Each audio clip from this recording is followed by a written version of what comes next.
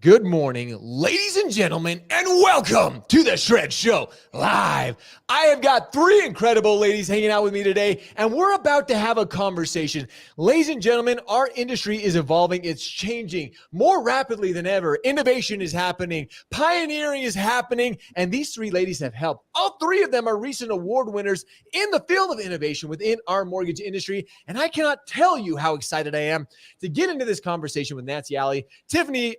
I'm totally going to slide her last name. That's fine. Bjarnson. See, we were close. I was not going to do that. And then Rebecca Frisbie. We're going to have an incredible conversation. But before we do, a huge happy birthday to Nancy Alley. She is joining us on her birthday. She said, what better way to celebrate my birthday than come shred with all of you? So it's going to be an amazing conversation. We're going to talk about eClose. We're going to talk about innovation that is happening. And like I said, there could not be three better women joining me for this conversation today. Ladies and gentlemen, are you ready? Are you ready? It is time to shred.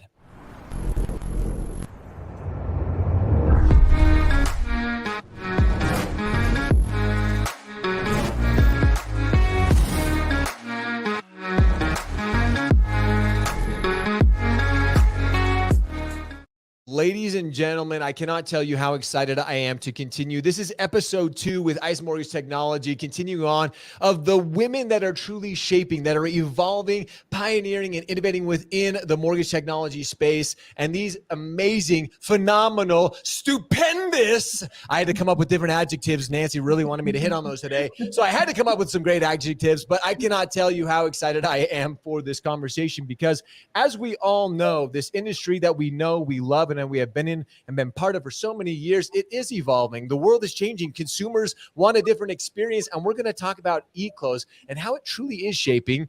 But before we get into that, these incredible women, these phenomenal, I can't use incredible. Nancy told me can't use that. These stupendous women, these absolutely brilliant women today are going to be sharing about eClose. And like I mentioned in the beginning, all three of them are recent award winners within the space of technology and innovation. So I want to get to know them. Let's get to know these amazing women before we get into the conversation. Nancy, you have been part of this industry. You're a veteran of the industry. Let's start with you. How did you get started in this industry and what helped you get to where you are today? Sure. Well, first of all, good morning. Excited to be here. I actually go all the way back to high school. I was a processor in high school during the summer. Think electric typewriters and carbon copy forms.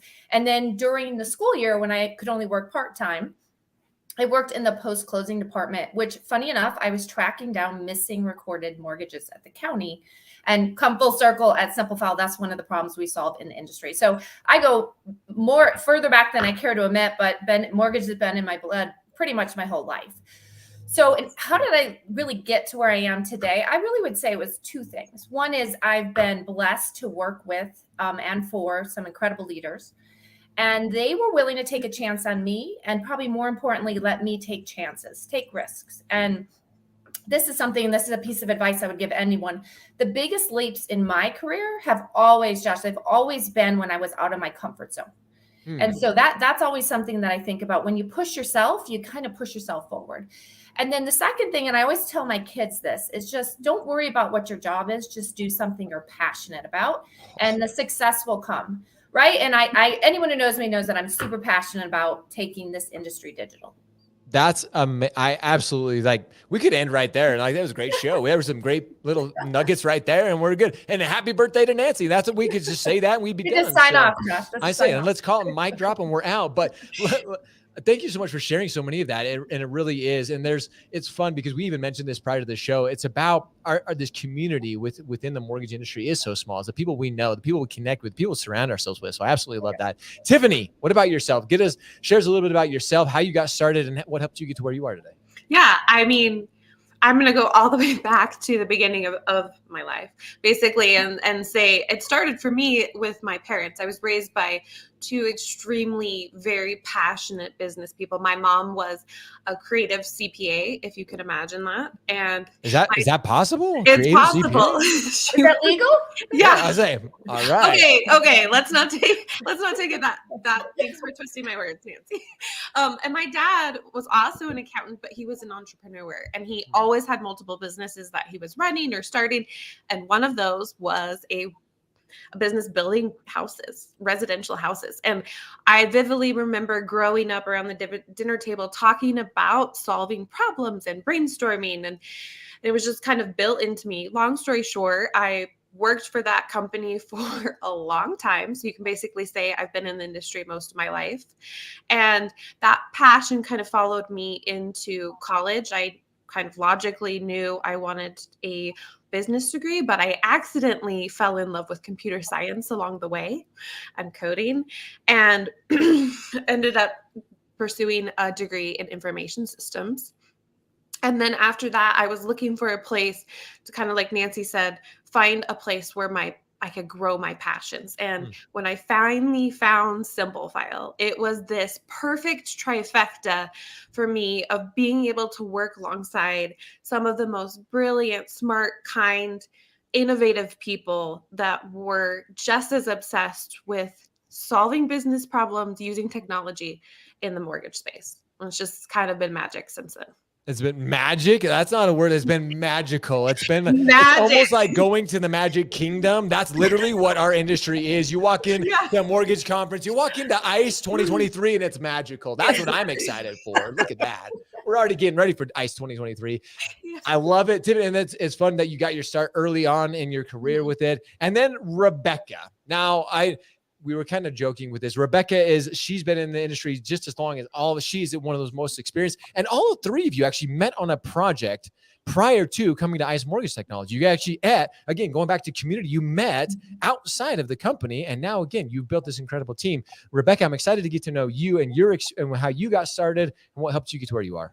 Well, I also grew up in the mortgage industry. My dad was an appraiser for World Savings for 35 years. So I grew up holding his tape measure while he was measuring and visiting houses. And so I used to go on runs with him to do that. And when I graduated and I started college, I wanted to, in my rebellious youth, wanted to stay as far away from mortgage banking as I possibly could. I wanted to do something different. You can't do that.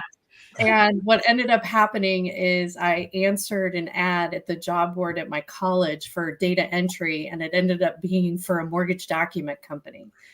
So I started doing data entry for a mortgage document company and fell in love with mortgage documents. It's crazy to say. I say, whoa.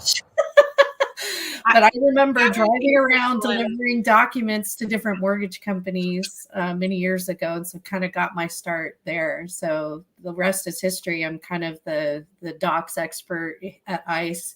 I run all of that. So it's been a long evolution. If you were to have asked me where I would be, I would have never guessed it would have to do with mortgage documents. So I like that. It's fun just to hear the three different stories of how, again, you all have they're really intriguing, interesting. Some started with parents involved with it, and then you fall in love with mortgage documents. That's just one that's still blowing my mind, Rebecca. That I'm just like, man, I filled out so many 1003s. I filled out, so I'm just like, whoa, I just don't know about that one. But I'm excited to dive into our conversation because, as I mentioned, all three of you recently won awards and innovative advancements within this industry.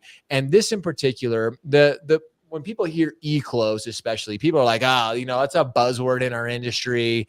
But there have been a lot of recent advancements within the industry moving to a fully digital closing experience. Like even more people are like a mobile experience, a digital experience. When did you actually realize that our industry was ready for this? When did we realize that it's like, hey, now's the time to accelerate innovation. Now's the time to really go all in. And where did the first steps really start in this journey? Nancy, let's start with you on this, and then we can kind of go down the line.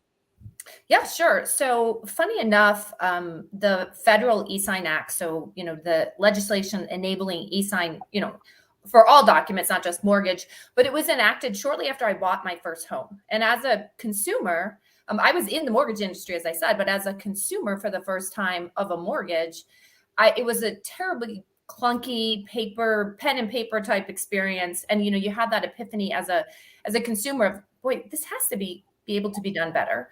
And the other interesting thing is I was in the very industry that I was critiquing, right? And so, it's like, well, maybe I should try to do something about this. So myself and a few of my peers actually left the jobs we were in. And we started a startup called Sign Online, with a focus on e-signing and e-vaulting in the mortgage industry.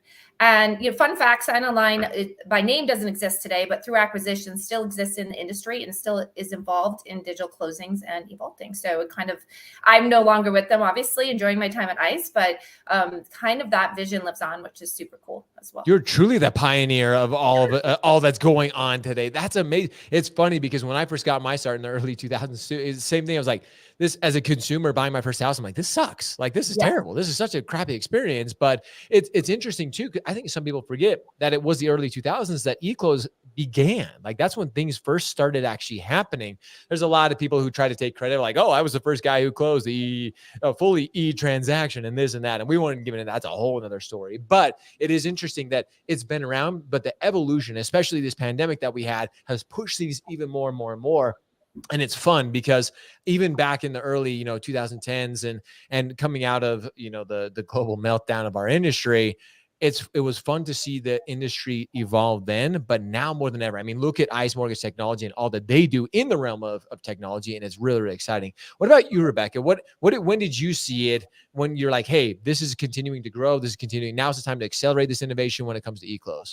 Yeah, no, I had a kind of around the same time that Nancy had her epiphany. I was with the team with the mortgage document company that started moving disclosures over to electronic signing. And so we kind of pioneered, making that available to our customers at the time. And I kind of knew then that like eClose would be kind of the final frontier for moving things digital, but we couldn't get there without getting the disclosure process there first. So I kind of knew that eventually we would get there. And I kind of always felt that I would be a part of it somehow.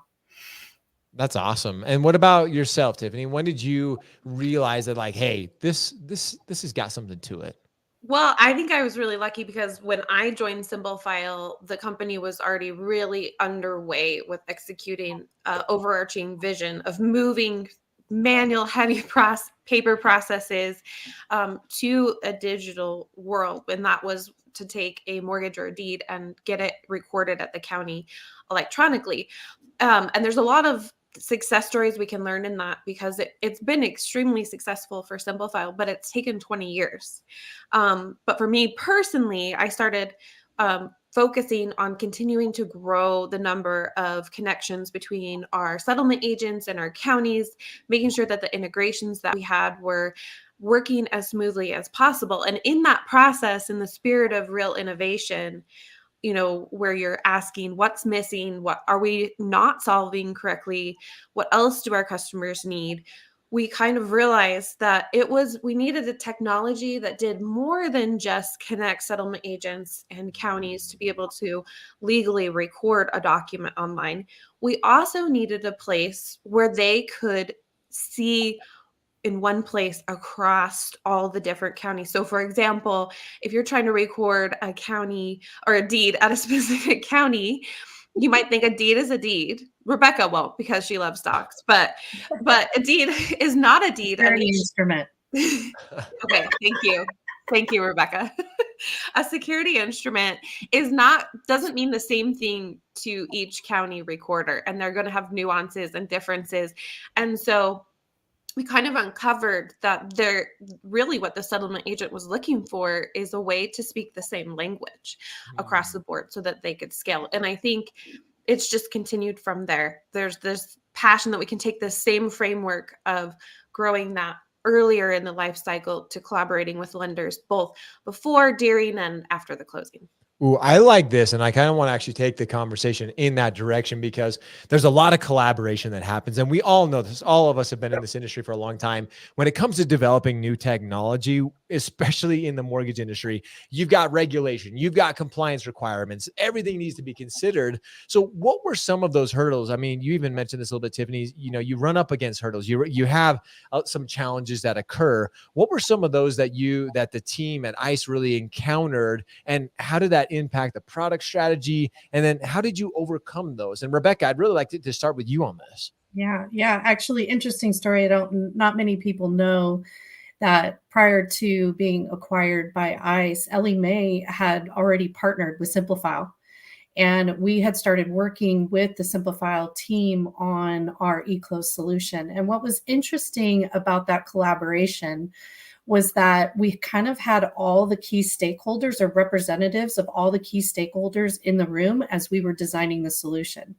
So I would come at it from the lender's perspective and I'd say, okay, I think we need to do this. And then Tiffany would be like, Rebecca, you need to remember settlement agent is going to want to do this.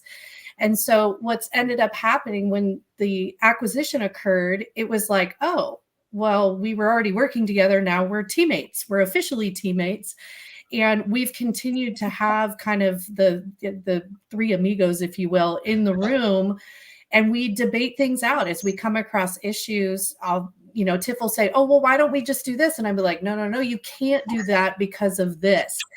And so we're literally, kind of arm in arm representing both sides of the transaction, or the close, I should say, as we solve all of these little problems for our customers. I love the collaboration. Again, that is, I think, some of the building blocks of our industry, and coming up with we have challenges, really relying on each other, but being able to push back, and like, again, having these incredible heads like coming together saying, hey, this, how about this? So try this. Tiffany, what about yourself? It sounds like, again, you've been an instrumental part of this. How has this helped you as well with it? Well, I just want to note that Rebecca loves collaborating with me. Right, Rebecca? Is that what you call it? Yeah.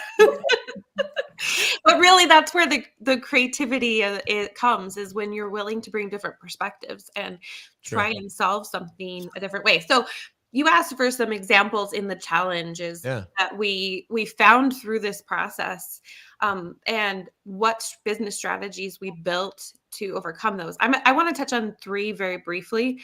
The first is common across any industry when you're trying to innovate, that no matter how amazing the technology, no matter how amazing the solution, you can't break the process that's already working. Loans still need to get closed, documents still need to get recorded. Basically, it doesn't work to ground the plane, make a bunch of really cool changes, but in the process, all the customers wanting to get to a destination have left.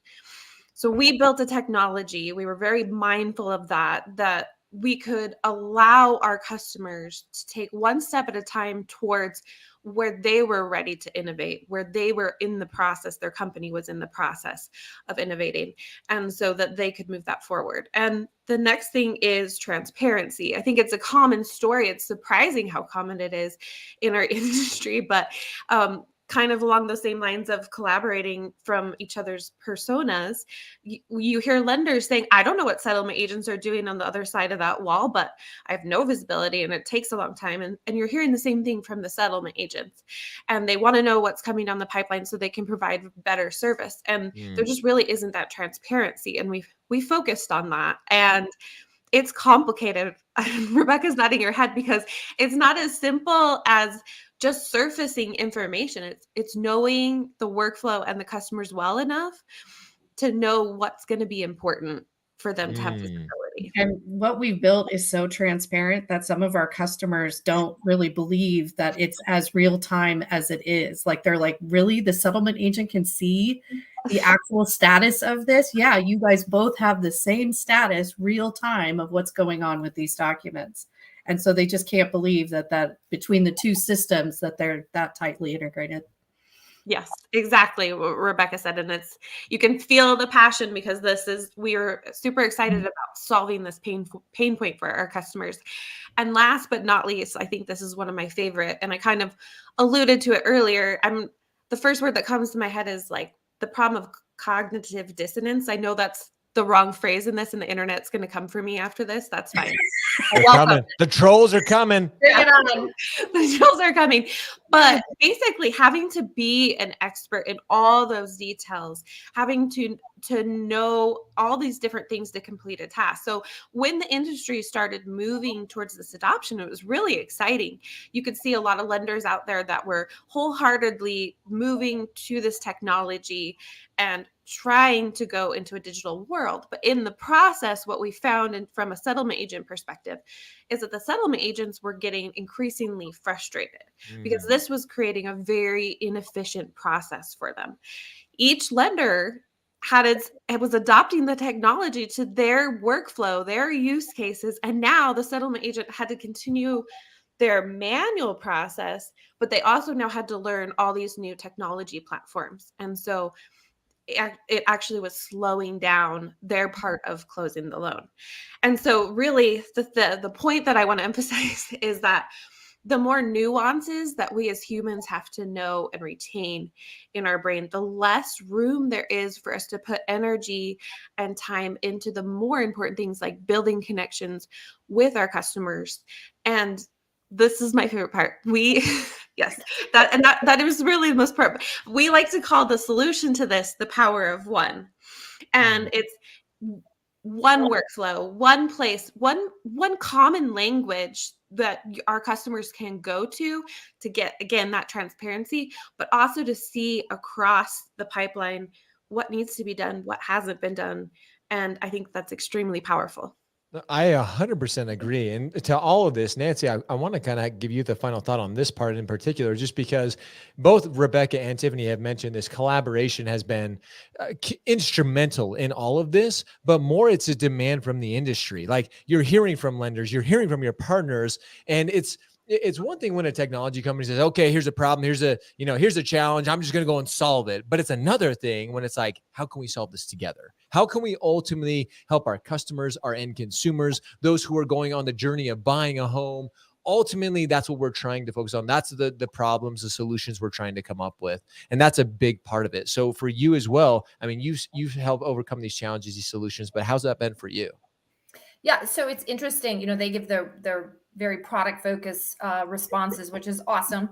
But you just mentioned demand, and demand, like you're saying, you're kind of taking it up a level, right?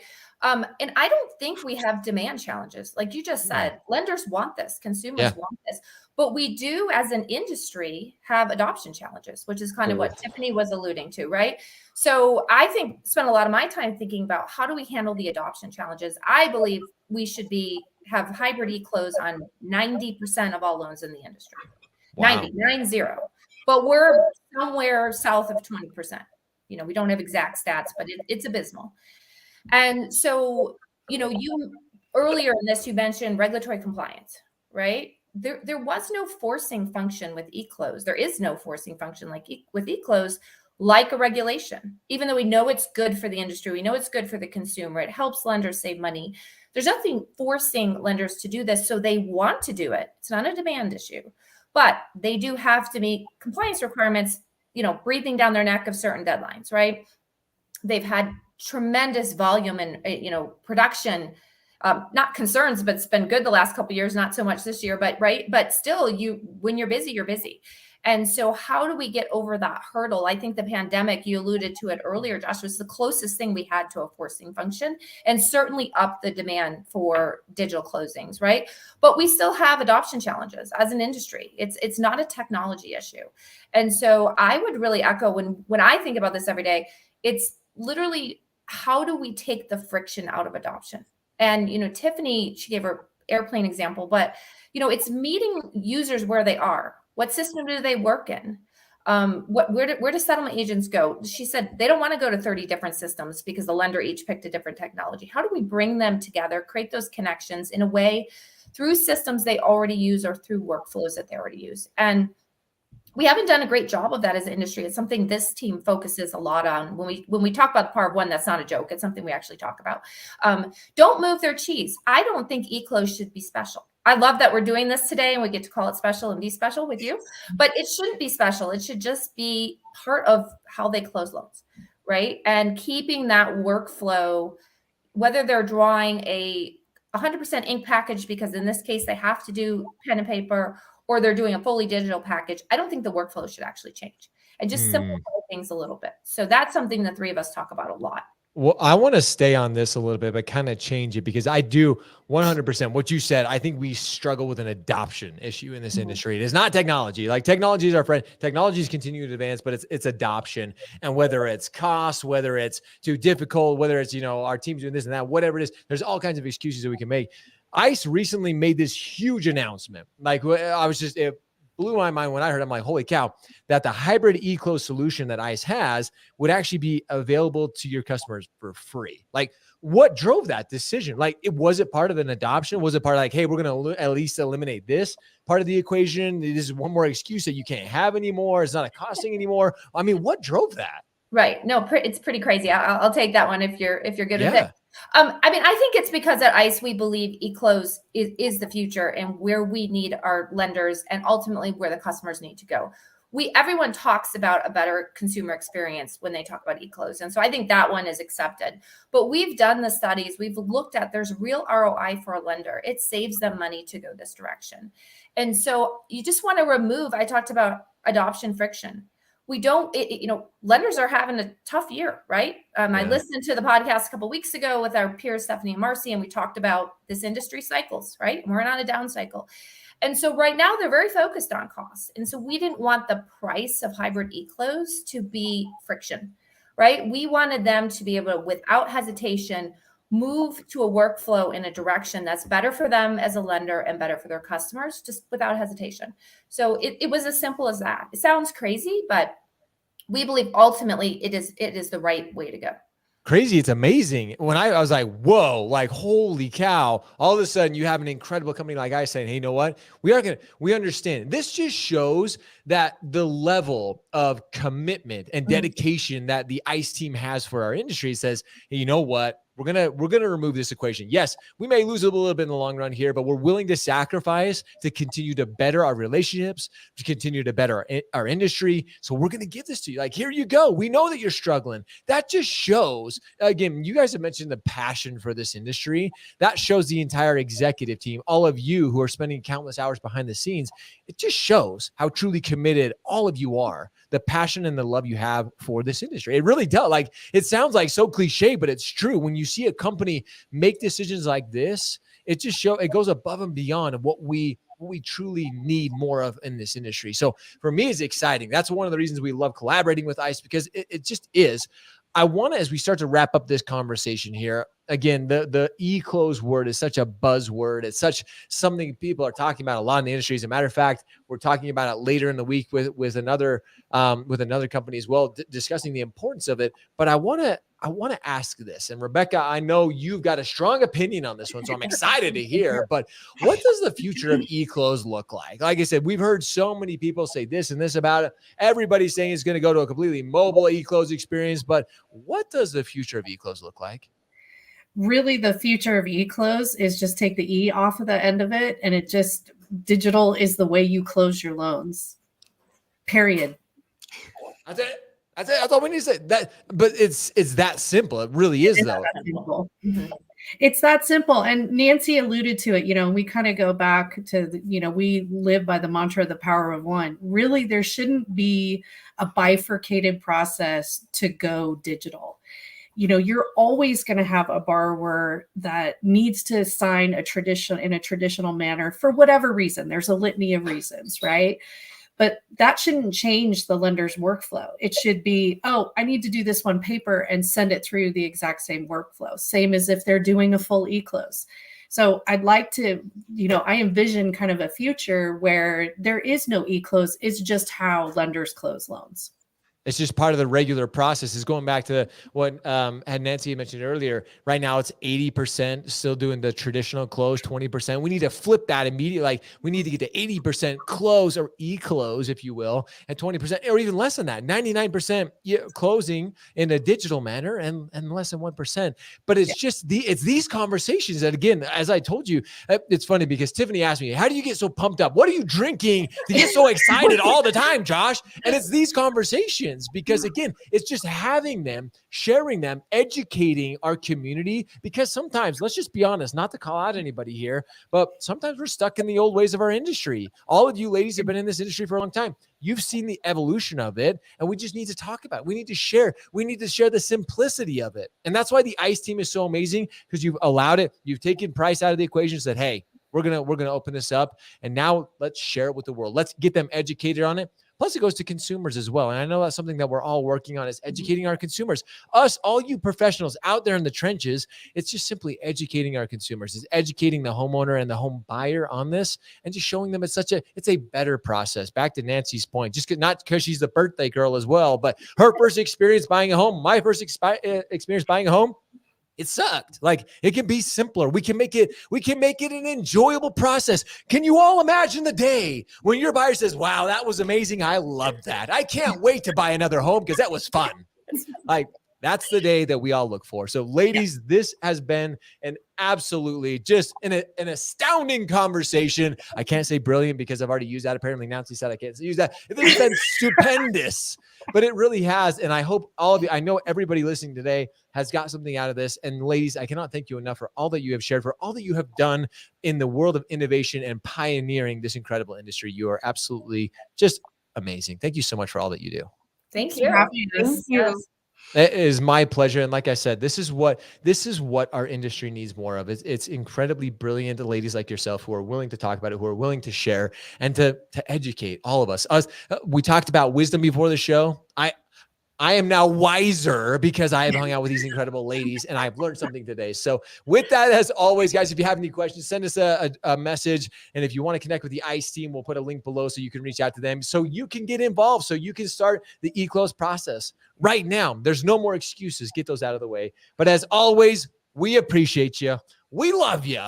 Now it's time for all of you guys to go shred, go show up, hustle, repeat every day. See ya.